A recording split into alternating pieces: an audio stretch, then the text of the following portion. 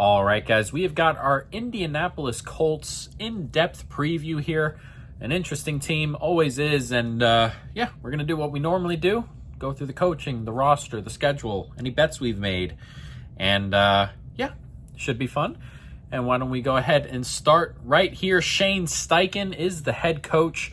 I have positive feelings about Shane Steichen. Like, I think he's a decent play caller, but a lot of the stuff doesn't seem to like necessarily transcend like the base level. Like, the play calling's pretty good, doesn't really get great.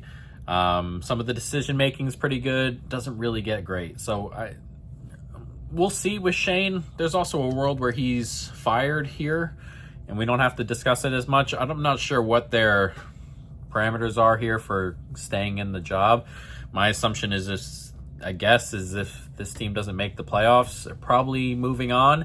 Not because of, my assumption is that not because of anything that's been necessarily said, but the vibe around there feels that way. And I imagine starting Daniel Jones, who we'll talk about in a moment, means that they want to win now and not necessarily in development for another QB or interested in developing Anthony Richardson or possibly, going and getting another quarterback there. So my assumption is that we'll see how that goes. Again, I think he's decent, and I think he'll land on his feet if he were to leave here. But again, I think he's okay. I'd like to see him take a step in a few different areas, but solid enough. Defensive coordinator comes in, Lou Anarumo. Lou is a funny guy. Lou is like the guy who stopped Patrick Mahomes, it feels like. Every time they played the Chiefs, he had something ready. He had the game plan good. Everything was solid. And then nothing else is what that felt like. So I'd like to see him kind of get back to, having good game plans week in and week out, good adjustments week in and week out. Hopefully a change of scenery will do that. The defensive roster is certainly better here than it was in, Cincinnati. So hopefully he takes a step in the right direction. Hopefully the Colts take a step in the right direction. And yeah, we can go ahead and jump into quarterback. Daniel Jones, he has been named the starter. Anthony Richardson is the 2. Riley Leonard is the 3. He may get snaps this year. Excuse me. He may get snaps this year, but not someone I'm super high on. Anthony Richardson, again, is the 2 here. And obviously, the quarterback battle was the main thing to look at over the summer here in Indianapolis. I thought it would end up being Richardson, not necessarily because I think he's a better quarterback than Daniel Jones, because I actually don't think he's a better quarterback than Daniel Jones. I think Jones is the better quarterback.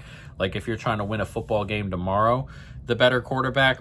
But I think that's what a lot of my thoughts with Shane Steichen's job availability is Daniel Jones. Because one, either you're trying to develop Anthony Richardson, or you're probably just playing Anthony Richardson to see if someone else will come take him, or 2, he's probably bound to get you just a worse record. So I think there are positives to playing Anthony Richardson in both directions. One being you can see if you can still develop him, and 2, if it doesn't go well, then you're just going to get a better draft pick. But I guess if they're really trying to win games and save their job type stuff, Daniel Jones is the guy. Again, I think he's slightly better than Anthony Richardson, but we also know who Daniel Jones is. He's not very good. But again, Anthony Richardson's been really bad. Daniel Jones has not been good. He got cut away from the Giants. He had a bad time there. It's some flashes here and there early, but after his injury in particular, he's been like, one of his best traits was some of that deep ball early, and he's been really bad at that recently. He'll do enough if you can get guys open for him. I imagine there are some guys on this team that are going to get a lot of touches, one being the running back, 2 being the guy in the slot, who Josh Downs, I think, is going to get a ton of touches. So again, he's limited. he's one of the worst starting quarterbacks in the league. It's just kind of where we are here. Again, I completely understand it. I don't agree with it, but I completely understand it. And that's where we are. So we'll see what happens. Again, I think there's a world where Jones plays really bad and Richardson takes snaps. Jesus. Excuse me. And I think there's a world where Jones is really bad and Richardson doesn't take snaps and Riley takes snaps. So I can see all three of these quarterbacks coming in and taking snaps here. So should be an interesting year behind the center there. Running back, Jonathan Taylor, a really good back. Consistent, solid, great, all that when he's playing. He's missed some time over the last couple of years, but just a really good back. Has been seemingly carrying this franchise for like 4 years now. So we'll see how that continues to go, but a very good back. There's not much more to say about Jonathan Taylor. We all know he's a borderline top 5 back if you don't have him there already. Backups are kind of thin. Tyler Goodson, DJ Giddens. You're not looking at a lot here, so an injury to Jonathan Taylor would certainly lower the talent here pretty significantly. The drop down would be pretty significant if that were to happen. Which has happened before. I think last year he was healthy, and then 2 years ago he missed 6, and 2 years ago before that he missed 6 or 7. So he's missed games. So I would like a better backup running back here, but again, Jonathan Taylor is so good, and if you're going to miss Jonathan Taylor, which is probably the best part of the offense, it's going to be difficult to score points probably here anyway. Wide receiver, this is a pretty interesting group. Michael Pittman, really talented, did not play well last year. Obviously, when you think of Michael Pittman, you think really solid one type guy, and I still think he can be that. Last year he didn't play like it though, so we'll see. Josh Downs, really good in the slot, really like him. Is probably, again, we're going to talk about it, going to get a ton of touches over the middle, short here, really good route runner, just a really good player all around. Adonai Mitchell, okay. We'll see how that goes forward. Obviously, last year was his first year, so jumping in, we'll see where that ends up. But an interesting player, but still plenty of growth to do. Alec Pierce is okay, like as a 4. He's solid enough. I'm not big on Alec Pierce here. Ashton Doolin's on the team. He's solid enough back there. So there is potential for this wide receiver room to be really good. That being said, it didn't play super great last year. So I know they had a lot of different things happening, but a lot of the numbers I use are independent of the quarterback, and those numbers were not as good as you'd normally think of when you're looking at this with this list of names. So we'll see if that goes in the right direction. But again, I think there's talent here and potential for it to be a really solid unit. Tight end, Tyler Warren comes in, the rookie. A lot of people's number 1 tight end. He was the second tight end taken off the board, but a really solid player you'd expect right off the bat. A lot of these tight end is normally like a position that normally takes a while, but a lot of these tight ends that have been coming over the last year or two in the draft early hit the ground running. You're hoping that happens here with Tyler Warren to add more of a safety blanket for Mr. Jones there. So again, a solid guy. Mo Alley Cox, not really a pass catching tight end, solid run blocker, but that's mostly it with Mr. Cox there. So if you can get a pass catcher in there with Warren and he's really good, and you're hoping he plays like a Bowers, which is obviously the very high end, but you're hoping he comes in, has a nice target share, is solid right from the get-go at that position. Offensive line, interesting group, solid. There are a couple good spots, there are a couple mediocre spots. Quentin Nelson is still very, very good, a top 5 type guard, continues to play at a very, very high level. Ryman on the left side, also good. Excuse the animals upstairs, also good. And then that left side's really taken care of. You're getting a good left tackle, you're getting a good left guard, and then toward the middle and to the right side is where things kind of fall away a little bit. Bordolini will play center, decent, nothing crazy. Goncalves, Braden Smith, they were both about average last year. So left side, again, elite pretty much. You got an elite guard, good left tackle, and then the right side falls off more to the average a little bit there. So we'll see how things go on this offensive line. Again, I like a lot of the pieces. If you can get some like jumps out of the right side, you're looking at a really, really solid line. But for now, you're looking at average on one side, really great on the other. It just happens to be left to right. So it's an interesting group, but hopefully they can go ahead and make a couple steps here and there on the right side, and you're looking at a really, really solid line. Defense. Lou Anarumo, of course, we've talked about him, will be running the defense. And again, this defense roster is significantly better than the one he's getting in Cincinnati, or has been getting in Cincinnati. There are some good players here, and there are some spots that aren't so good. So why don't we jump on into it? Defensive line, solid. And it's solid mainly because the interior is elite. You can argue this is the best 1-2 at defensive tackle in the entire league. DeForest Buckner is a top 5 guy. What was he? Number 4 in run stop win rate, number 2 in pass rush win rate for D tackles. So yeah, top 5 guy pretty comfortably. A very, very good player. And his partner, Grover Stewart, is a top 15? Yeah, top 15 D tackle. And they're both really, really good. They're getting older, I guess, is the only real negative you can put here on the interior. But you're looking at 2 really, really good players and 1 elite player there in the middle. Edges where things are a little bit different. Latu last year played okay at edge. The pass rush was solid enough. He played like a top 30-ish type defensive end, which is solid, again, for your rookie year, and you're hoping he can take another step. The rest of it is kind of an issue. Kwity Paye never really got there.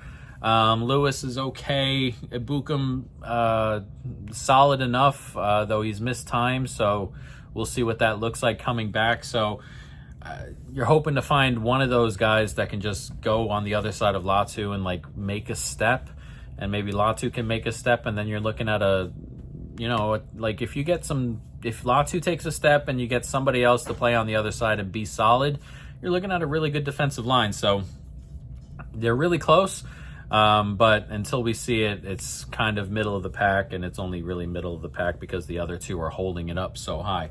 So an interesting group for sure, and a group with a lot of upside, I think, and there is some downside. Again, the interior is getting a little bit older, and that's where all the production's coming from, so there's always that thought. But again, those 2 are just so good. Linebacker, not a good unit. Zaire Franklin is the best of the bunch, and he played like the 50th best linebacker in the league last year. He's all over the place, and it's tough. I have this conversation a lot in the NFL in particular. When a player pops, and like when you're watching a game casually, players pop all the time. Like Zaire pops because he's making all the tackles and he's a good run stopper. And when you're watching Colts games, he's making all the tackles and stuff. Doesn't really make him a good player. And it doesn't make it just doesn't. And it's tough to have that, it's tough to split that up for me. Again, he's really bad in coverage. Nobody else here is good in coverage. It's bad. McGrone, H.E., they're going to play. Not good in coverage. But again, the run stop's solid and needs to be for the most part. But there aren't really any good players here. And you're hoping that they can play okay as a unit. And you're hoping that Zaire continues to at least finish plays. But somebody needs to step up in coverage. Is it going to happen? I'm not so sure. Somebody needs to, help Zaire out in run stop. I don't know if that's going to happen. So it's a bad unit. It's a bottom 2 or 3 unit here. And again, we talk about Zaire. someone who pops on tape who's just not that good of a player, and that's perfectly fine. Getting lots of volume does not make you a good player, and you can look at a variety of different players for that. DeAndre Swift gets all the volume of the world, and he's like the worst running back in the league. So that stuff happens all the time, and I fear that happens with Zaire quite a bit, but this is a bad linebacker room. Secondary. Interesting. This should improve as a unit. Should is the word there. Cam Bynum comes in. He's been okay, really, and you're hoping that, being behind a better secondary means his numbers will look a little bit better. He comes in next to Nick Scott, who's been pretty solid so far. Kenny Moore, their best corner, solid. He's like a 1A, or he's more like a 1B, like a bottom end 1, which is good enough, obviously.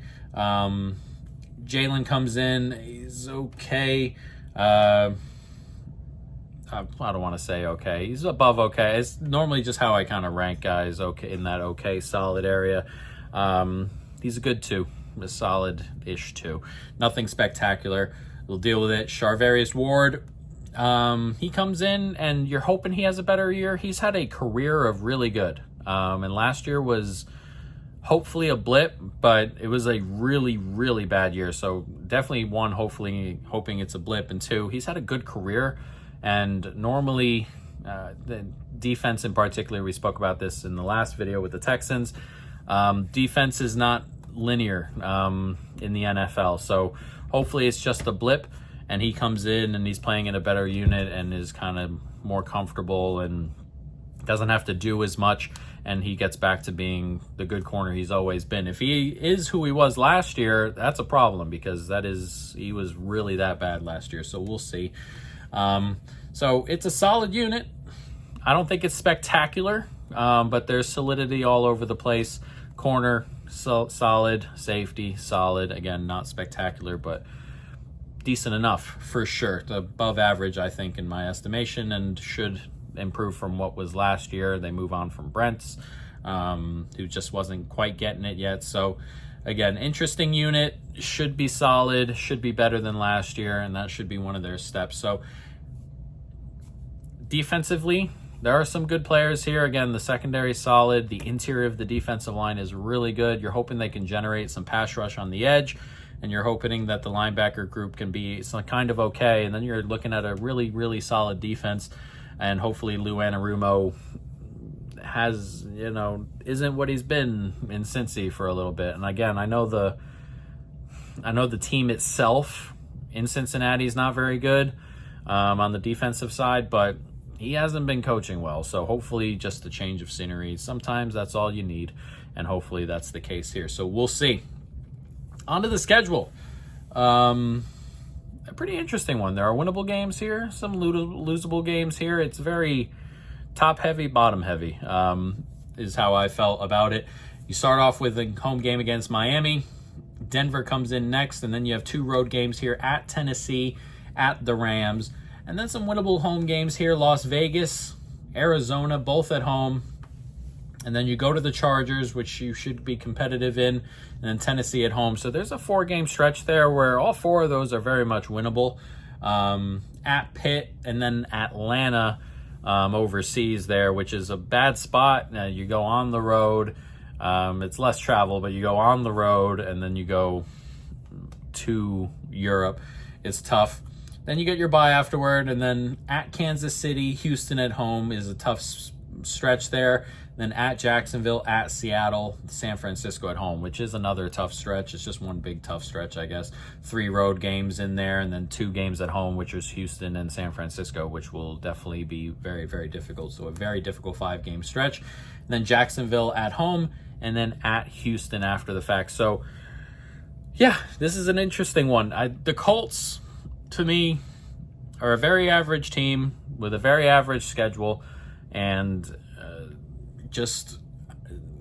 they're probably going to win all the games they should. Well, not win all the games they should, but they're going to probably win 6 out of the 7 games they should and lose, 8 out of the 9 games they should. They're very much that type of football team, And that's the type of bet we've made here with the Indianapolis Colts. Colts to win 7 exact games at plus 400. That is a $1.25 bet. And the Colts to win 8 exact games at plus 425. That is a 95-cent bet for us. Again, there are winnable games on this schedule, and this is a group that is trying to save their job, which means wins are the thing they're looking for. And again, I think they're capable on this schedule. You get Miami at home, winnable. Tennessee, Las Vegas, Arizona. Tennessee again, winnable. That's 5. Atlanta's winnable. Houston at home, winnable, I suppose. Jacksonville twice, that's winnable. Tennessee twice. Like, there are 10 or 11 winnable games on there. And then some other games where you look at them and you think they're probably just not going to win these games. And that would be at the Rams, at Kansas City. You get San Francisco, Houston twice, at Seattle. Those are all very difficult games. And again, this is an average-ish team.